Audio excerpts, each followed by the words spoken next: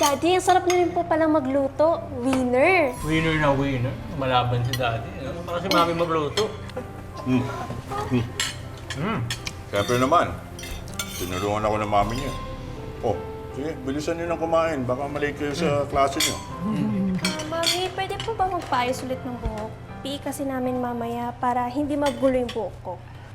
Ako na mag-aayos sa'yo. Ha? Marunong po kayo, Daddy? Oo naman. Tinuruan ako ng mami niyo eh. Tara na, anak.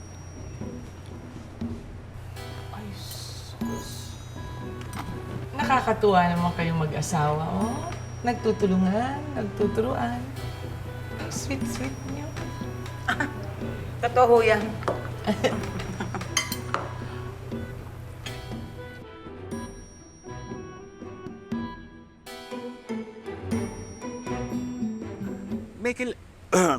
May kilala ka bang albularyo, mandatawas, mangkukulam, o kahit na sinong may kinalaman sa kababalagang ganyan? Wala kaming problema. Asking for a friend lang. Yung kasing kaibigan ng kaibigan ko, iniisip kasi nila na nung mag-asawa na nagkapalit daw sila ng katawan. Oo nga eh.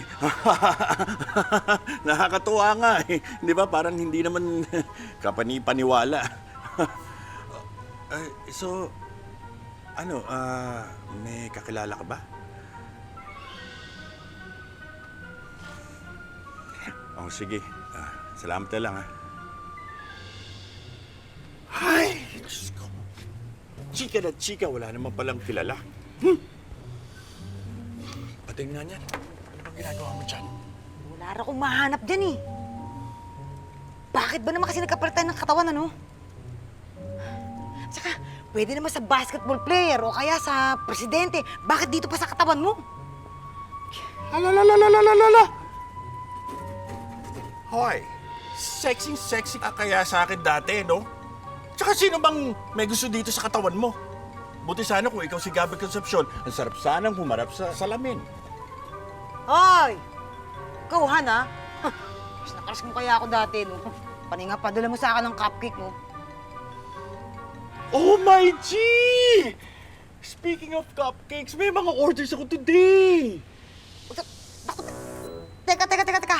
Kailangan mo nang pumasok sa opisina ko. Kala mo naman ayoko ma-absent, no?